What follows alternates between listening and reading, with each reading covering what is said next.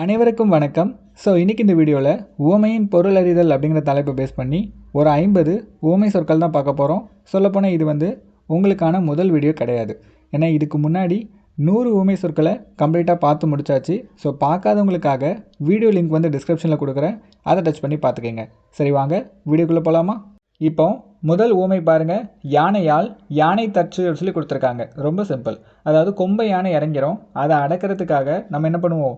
கும்கி யானையை கூட்டிகிட்டு வருவோம். அப்போ யானை அடக்கிறதுக்கு யானையை கூட்டிகிட்டு வரோம். அதே மாதிரி ஒரு செயலை செய்கிறதுக்கு இன்னொரு செயலை அதுக்கு யூஸ் பண்ணிக்கிறது. ஒன்றை கொண்டு ஒன்றை முடித்தல். ஓகேவா? இப்போ அடுத்து பஞ்சத்து ஆண்டி போலன்னு கொடுத்துருக்காங்க. ஏன்டா ஆண்டி மாதிரி இருக்கு அப்படின்னு கேட்பாங்கல்ல. அப்போ இது எதை குறிக்குது? வறுமை அப்படிங்கிற விஷயத்த குறிக்குது. அடுத்து பூசணிக்காயை சோற்றில் மறைப்பது போலன்னு கொடுத்துருக்காங்க. பூசணிக்காய் எவ்வளோ பெருசு, அதை கொண்டு சோத்தில் மறைக்க முடியுமா? முடியாது. அப்போ இயலாத செயல் அப்படிங்கிற விஷயத்த குறிக்குது. அடுத்து பழம் நழுவி பாலில் விழுந்தது போலன்னு சொல்லி கொடுத்துருக்காங்க. பால் குடிக்கிறதே ஒரு சந்தோஷமான விஷயம். நான் அதை குடிச்சிட்டு இருக்கும்போது திடீர்னு எதிர்பார்க்காம அந்த பாலுக்குள்ளே பழம் வந்துச்சுன்னு வச்சுக்கோங்க, அது ரொம்ப சந்தோஷமான விஷயமா? அப்போ இன்ப மிகுதின்னு அர்த்தம். அடுத்து பசுத்தோல் போர்த்திய புலின்னு சொல்லியிருக்காங்க. ரொம்ப சிம்பிள். பார்க்குறதுக்கு பசுமாடு மாதிரியே இருக்குது. நம்ம அதுக்கிட்ட போவோம், ஆனால் அதுக்குள்ளே என்ன இருக்குது? புலி ஒளிஞ்சிட்ருக்கு. அப்போ இது எதை குறிக்குது அப்படின்னு பார்த்தீங்கன்னா நயவஞ்சகம் அப்படிங்கிற விஷயத்த குறிக்குது. அடுத்து பசுவை பிரிந்த கன்று போலன்னு கொடுத்துருக்காங்க. அதாவது அம்மாவையும் குழந்தையும், அதான் பசு கன்று. நான் என்ன பண்ணுறேன்? பிரிக்கிறேன். அப்போ இது எதை குறிக்குது? பிரிவு அப்படிங்கிற விஷயத்த குறிக்குது. அடுத்து பள்ளத்தில் பாயும் வெள்ளம் போலன்னு கொடுத்துருக்காங்க. இப்போ வெள்ளம் வந்துட்டுருக்குன்னு வச்சுக்கோங்க, பள்ளத்தை பார்த்தா ஆட்டோமேட்டிக்காக பாஞ்சிடும் இல்லையா? அது இயல்பான விஷயம். மேடுன்னு வச்சுக்கோங்க, நம்ம மோட்ரு போட்டு மேலே இழுக்கணும் தண்ணியை. ஆனால் பள்ளம்னா எந்த தேவையும் கிடையாது. அப்போ அது இயல்பாகவே நடக்கக்கூடிய விஷயம் இல்லையா? அப்போ பள்ளத்தில் பாயும் வெள்ளம் போல அப்படின்னா இயல்பு. அடுத்து பாம்பின் வாய் அகப்பட்ட தேரை போல சொல்லி கொடுத்துருக்காங்க. ரொம்பவே சிம்பிள். தேரை அப்படிங்கிறது தவளை குறிக்குது. சரிங்களா? அப்போ தவளை பாம்போட வாய்க்குள்ளே மாட்டிக்கிச்சுன்னு வச்சுக்கோங்க, அதில் வெளியில் வர முடியுமா? வரவே முடியாது. அப்போ மீளா துன்பம்னு வச்சுக்கலாம். மீளா துன்பம். அடுத்து பாம்பும் கீரியும் போல கொடுத்துருவேன். ஏன்டா பாம்பும் கீரியுமே சண்டை போடுறீங்க அப்படிம்பாங்கல்ல. அப்போ இது எதை குறிக்குது? பகை அப்படிங்கிற விஷயத்த குறிக்குது. அடுத்து பாரமேறிய வண்டி போலன்னு கொடுத்துருக்காங்க. வண்டியில் வெயிட் அதிகமாக வச்சா நகலாது இல்லையா? அப்போ இது சுமையை குறிக்குது. சரிங்களா? அடுத்து பற்று மரம் இல்லாத கொடி போலன்னு கொடுத்துருக்காங்க. அதாவது எதையுமே பிடிச்சு போகிறதுக்கு அந்த கொடிக்கு வழி இல்லை, அதான் பற்று மரம் இல்லாதன்னு கொடுத்துருக்காங்க. பார்த்தீங்களா? அப்போ இது என்ன அர்த்தம்? ஆதரவின்மையை குறிக்குது. அடுத்து பால் மனம் மாறா பச்சிலம் குழந்தை போலன்னு கொடுத்துருக்காங்க. நம்மளை சொல்லுவாங்கல்ல, டேய் அவன் குழந்தை மாதிரிடா, அப்பாவிடா அப்படிம்பாங்க. அப்போ என்ன அர்த்தம்? வெகுளித்தன்மைன்னு அர்த்தம். சரிங்களா? இப்போ அடுத்து பாம்புக்கு பால் வார்த்தார் போலன்னு சொல்லி கொடுத்துருக்காங்க. நம்ம வீட்டுக்கு டெய்லியும் பாம்பு வருது, நம்ம டெய்லியும் அதுக்கு பால் ஊற்றிட்டு இருக்கோம்னு வச்சுக்கோங்க, அதுக்காக அது நம்மளை கடிக்காமே விடும்? கண்டிப்பாக ஒரு நாளில் ஒரு நாள் அது கடிக்கும். அப்போ இது எதை குறிக்குது அப்படின்னு பார்த்தீங்கன்னா தீமையான செயலை குறிக்குது. அடுத்து புயலில் சிக்கிய களம் போலன்னு கொடுத்துருக்காங்க. இங்கே களம் அப்படிங்கிறது கப்பலை குறிக்குது. புயலில் கப்பல் சிக்கிக்கிச்சுன்னு வச்சுக்கோங்க, என்ன ஆகும்? எந்த சைடு போகும்னு தெரியாமல் கலக்கப்படும். அப்போ இது கலக்கம் நடுக்கம் அப்படிங்கிற விஷயத்த குறிக்குது. அடுத்து பகலவனை கண்ட பனி போலன்னு கொடுத்துருக்காங்க. அதாவது சூரியனை பனி பார்த்தா என்ன ஆயிரும்? நிறைய பேர் உருகிரும்பாங்க. உருகாது. முதல்ல என்ன ஆகும்? அதை விட்டு விலகி போக முயற்சி பண்ணும். அப்போ பகலவனை கண்ட பனி போல அப்படின்னா விலகுதல்னு அர்த்தம். முதல்ல விலகும், அதுக்கப்புறம் அதை விட்டு தள்ளி ஓடும். அப்போ விலகுதல் ஓடுதல்னு வரும். அடுத்து புற்றில் இருக்கும் பாம்பனன்னு கொடுத்துருக்காங்க. அதாவது பாம்பு புத்துக்குள்ளே இருக்கும்போது மட்டும் நீங்கள் அதுக்கிட்ட பிரச்சனையே பண்ணக்கூடாது. ஏன்னா அது செட்டில் ஆகி அங்கே ரெஸ்ட் எடுத்துகிட்டு இருக்கும். அப்போ நீங்கள் அதுக்குள்ளே கையை விட்டிங்கன்னு வச்சுக்கோங்க, கண்டிப்பாக கடிக்கும். அப்போ புற்றில் இருக்கும் பாம்பு போல அப்படிங்கிறது சீற்றம் கோபம் அப்படிங்கிற விஷயத்த குறிக்குது. அடுத்து புளியம்பழமும் ஓடும் போலன்னு கொடுத்துருக்காங்க. அதாவது நம்ம வீட்டிலலாம் புளியம்பழம் சாப்பிட்ருப்போம், அதை நீங்கள் பிச்சிங்கன்னு வச்சுக்கோங்க, ஓடு ஆட்டோமேட்டிக்காக வந்துடும். அதாவது அது ரெண்டுமே ஒட்டாமல் இருக்கும். அப்போ புளியம்பழமும் ஓடும் போல அப்படிங்கிறது ஒட்டாமை அப்படிங்கிறத குறிக்குது. அடுத்து புற்றீசல் போலன்னு கொடுத்துருக்காங்க. டேய் சொல்லுவாங்கள்ல, டேய் அவங்களாம் ஒரு ஈசல் கூட்டண்டா, ஒருத்தண்டா அவன் பண்ணால் போதும் அவ்வளோ பேர் வந்துருவாங்கம்பாங்க. அப்போ புற்றீசல் போல அப்படின்னா அதிக பெருக்கம் மிகுதி அப்படிங்கிற விஷயத்த குறிக்குது. அடுத்து புனையா ஓவியம் போலன்னு சொல்லி கொடுத்துருக்காங்க. நம்ம வீடுகளில் சொல்லுவாங்க, டேய் புனையா ஓவியம் மாதிரி இருக்கடா அப்படிம்பாங்க. அப்போ என்ன அர்த்தம்? எங்கள் வீட்டிலலாம் அப்படி சொல்ல மாட்டாங்க ப்ரோ அப்படிங்கிறீங்களா? உண்மையாக சொல்ல போனால் புனையா ஓவியம்னா, புனையானா வண்ணம் திட்டப்படாத ஓவியம், அதாவது கலர் பண்ணாத ஓவியம் மாதிரி அழகாக இருக்குன்னு சொல்ல வராங்க. அப்போ புனையா ஓவியம் போல அப்படிங்கிறது அழகு அப்படிங்கிற விஷயத்த குறிக்குது.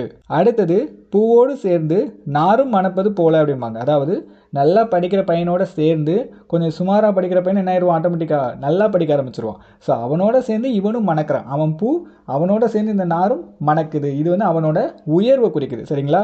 இப்போ அடுத்து பூவும் மனமும் போலன்னு கொடுத்துருக்காங்க.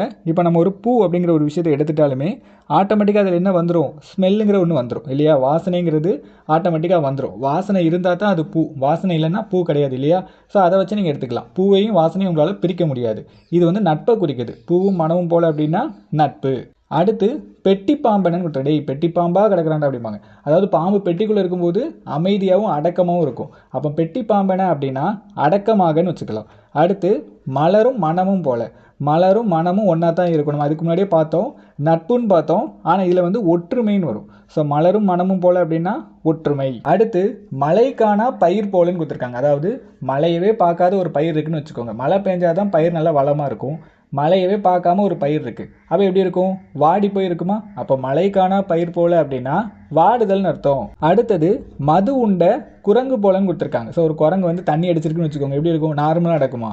மயக்கத்தோட தான் நடக்கும். அப்போ மது உண்ட குரங்கு போல அப்படின்னா மயக்கம். அடுத்து மலையை கிள்ளி எலி பிடிப்பது போலன்னு கொடுத்துருக்காங்க. இது நமக்கு வேண்டாத செயல். ஏன்னா அவ்வளோ பெரிய மலையை உடச்சி ஊர்லேருந்து சின்னோண்டு எலியை பிடிச்சிட்டு வரேன். அப்போ என்ன பைத்தியக்காரன் தானே சொல்லுவாங்க. அப்போ மலையை கிள்ளி எலி பிடிப்பது போல அப்படின்னா வேண்டாத செயல்னு அர்த்தம். அது தேவையில்லை.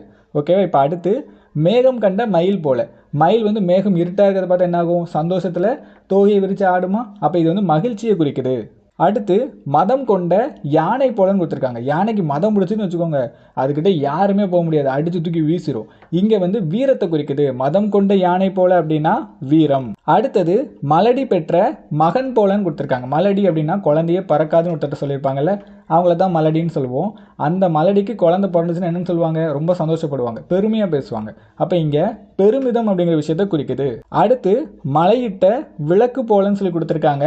நம்ம மலைக்கு மேலே கொண்டு போய் ஒரு விளக்கை வைக்க போகிறோம். ஸோ அந்த விளக்குனால என்ன ஆகும், அந்த மலை ஃபுல்லாகவே வெளிச்சமாக இருக்குமா? அந்த மலை ஃபுல்லாகவே அந்த விளக்கோட பயன் கிடைக்குமா? அப்போ இது வந்து பயனுடைமை அப்படிங்கிற விஷயத்த குறிக்குது. அடுத்து மண் குதிரையை நம்பி ஆற்றில் இறங்கியது போலன்னு சொல்லி கொடுத்துருக்காங்க. இப்போ நெஜ குதிரையை நம்பி ஆற்றுக்குள்ளே இறங்கலாம்.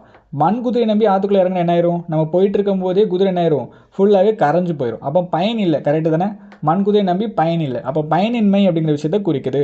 அடுத்தது மான் கூட்டத்தில் புகுந்த புலி போலன்னு கொடுத்துருக்காங்க. ஒரு மான் கூட்டம் இருக்குது, அதுக்குள்ளே ஒரு புலி வந்துருச்சுன்னு வச்சுக்கோங்க, என்ன ஆகும், ஆட்டோமேட்டிக்காக எல்லா மானையும் வேட்டையாட ஆரம்பிச்சிருமா? அப்போ இங்கே பெரும் வேட்டை அப்படிங்கிற விஷயத்தை குறிக்குது. அடுத்து மாலுமி இல்லா மரக்கலம் போலன்னு கொடுத்துருக்காங்க. நான் சொல்லிட்டேன், களம்னா கப்பல்னு அர்த்தம். கப்பலில் மாலுமிகளே இல்லை, அதாவது கப்பலை ஓட்டுறவங்களே இல்லைன்னு வச்சுக்கோங்க, கப்பல் என்ன ஆயிரும், ஆட்டோமேட்டிக்காக முழுகிரும் இல்லையா? அப்போ இங்கே துன்பம் அப்படிங்கிற விஷயத்தை குறிக்குது. அடுத்து முடவன் கொம்புத்தேனுக்கு ஆசைப்பட்டது போலன்னு கொடுத்துருக்காங்க. முடவன் அப்படின்னா கை கால் இல்லாத ஒருத்தர். கொம்புத்தேன்னா மலை மேலே இருக்கக்கூடிய ஒரு தேனுக்கு ஆசைப்பட்டால் அவருக்கு அது கிடைக்குமா? கண்டிப்பாக கிடைக்காது. அவரால் அதை பறிக்க முடியுமா? கண்டிப்பாக முடியாது. அப்போ இங்கே இயலாமையை குறிக்குது. அடுத்து முக்காலமும் உணர்ந்த முனிவர் போலன்னு கொடுத்துருக்காங்க. ரொம்பவே சிம்பிள். அவருக்கு வந்து 3 காலமும் தெரியும். அதாவது இப்போ நிகழ்காலம், எதிர்காலம், அதுக்கப்புறம் இதுக்கு முன்னாடி நடந்தது எல்லா விஷயமும் தெரியும். அப்படின்னா அவர் என்ன அர்த்தம், அறிவாளின்னு அர்த்தம். அப்போ இங்கே அறிவு அப்படிங்கிற விஷயத்தை குறிக்குது. அடுத்தது வலையில் அகப்பட்ட மான் போலன்னு கொடுத்துருக்காங்க. ஸோ மான் வந்து வலைக்குள்ளே மாட்டிக்கிச்சுன்னு வச்சுக்கோங்க, அதெல்லாம் தப்பிக்க முடியுமா? கண்டிப்பாக முடியாது. ஸோ இங்கே வந்து துன்பம் அப்படிங்கிற விஷயத்தை குறிக்குது. அடுத்தது வள்ளியும் முருகனும் போலன்னு கொடுத்துருக்காங்க. ஸோ வள்ளி முருகன், ஸோ 2 பேரையும் பிரிக்க முடியுமா? ஒன்றா தான் இருப்பாங்க. அப்போ ஒற்றுமையை குறிக்குது. அது இல்லாமல் ரொம்பவே அன்பாக இருப்பாங்க. அன்பு அப்படிங்கிற விஷயத்தையும் குறிக்குது.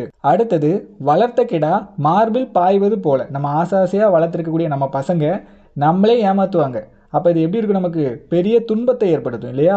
அப்போ வளர்த்த கிடா மார்பில் பாய்வது போல அப்படின்னா துன்பம். அடுத்தது வாழைப்பழத்தில் ஊசி ஏற்றுவது போலன்னு கொடுத்துருக்காங்க. ரொம்ப சிம்பிள். வாழைப்பழம் பார்த்துருக்கோம், அது ரொம்ப சாஃப்டாக இருக்கும், அதில் ஊசி வச்சு குத்துன நேரம் சறுக்குன்னு உள்ளே போயிருமா? அப்போ இது ரொம்ப மென்மையை குறிக்குது. வாழைப்பழத்தில் ஊசி ஏற்றுவது போல அப்படின்னா மென்மை. அடுத்து விளக்கு கண்ட விட்டில் பூச்சி போல. நம்ம விட்டில் பூச்சி பார்த்துருப்போம், இந்த ஈசெல்லாம் இருக்குல்ல, அது வச்சுக்கலாம். ஈசெல்லாம் பார்த்துருக்கீங்களா? லைட்டு வெளிச்சத்தை நோக்கி ஓடும். அது விளக்கா இருந்துச்சு என்ன ஆகும், விளக்கும் வெளிச்சமாக தான் இருக்கும், அதை நோக்கி போகும். அப்படி போயிட்டு இருக்கும்போது அதுக்கு தெரியுமா விளக்கில் விழுந்தால் நம்ம செத்துருவோன்னு? தெரியாமல் ஆனாலும் போய் என்ன ஆகும், விளக்கில் போய் விழும். அப்போ ஆபத்து அறியாமைன்னு அர்த்தம். ஓகேவா? ஓகே. அடுத்தது விழலுக்கு இறைத்த நீர் போலன்னு சொல்லி கொடுத்துருக்காங்க. ரொம்பவே சிம்பிள். ஃபஸ்ட்டு இதை நிறைய பேர் விரலுக்கு இறைத்த நீர் போலம்பாங்க, அது தப்பு. விரலுக்கு வராது, விழலுக்குன்னு தான் வரும். விழல் அப்படின்னா பயனற்ற நிலம்னு அர்த்தம். அப்போ யாருக்குமே பயன்படாத ஒரு நிலத்தில் நான் தண்ணியை பாய்ச்சினேன்னா அதனால் எனக்கு ஏதாவது பிரயோஜனம் இருக்கா? ஒரு பிரயோஜனமும் கிடையாது. அப்போ இது வீண் அப்படிங்கிற விஷயத்த குறிக்குது. அடுத்து வெந்த புண்ணில் வேல் பாய்ச்சுவது போலன்னு கொடுத்துருக்காங்க. ஆல்ரெடி உடம்பு தீ காயத்தினால வெந்து போயிருக்கு. அதுக்காகவே நம்ம என்ன பண்ணிகிட்டு இருப்போம்? வருந்திட்டு இருப்போம். நான் என்ன பண்ணுறேன், அப்படி வருந்திட்டு இருக்கவங்க மேலே மறுபடியும் ஈட்டியை தூக்கி எரிஞ்சுன்னு வச்சுக்கோங்க, அந்த வருத்தம் அதிகமாகத்தானே செய்யும். அப்போ வெந்த புண்ணில் வேல் பாய்ச்சுவது போல அப்படிங்கிறது வருத்தத்தை குறிக்குது.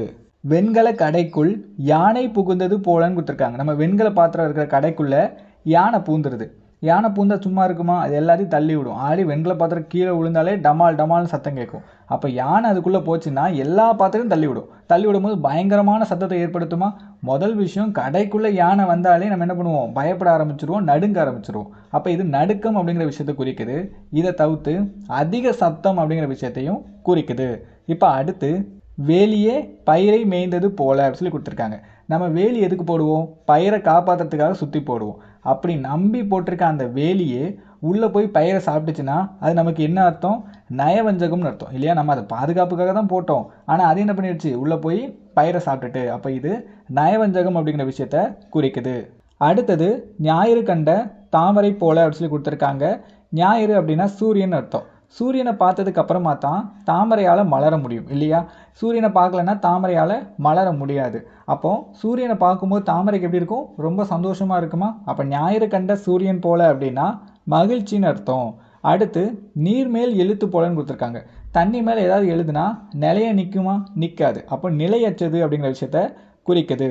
சரி, ஓகே. இந்த வீடியோ உங்கள் எல்லாருக்கும் பிடிச்சிருக்குன்னு நினைக்கிறேன். இன்னும் இதே மாதிரி நிறைய வீடியோ பார்க்குறதுக்கு மறக்காமல் நம்ம சேனலை சப்ஸ்கிரைப் பண்ணிடுங்க. தேங்க்யூ.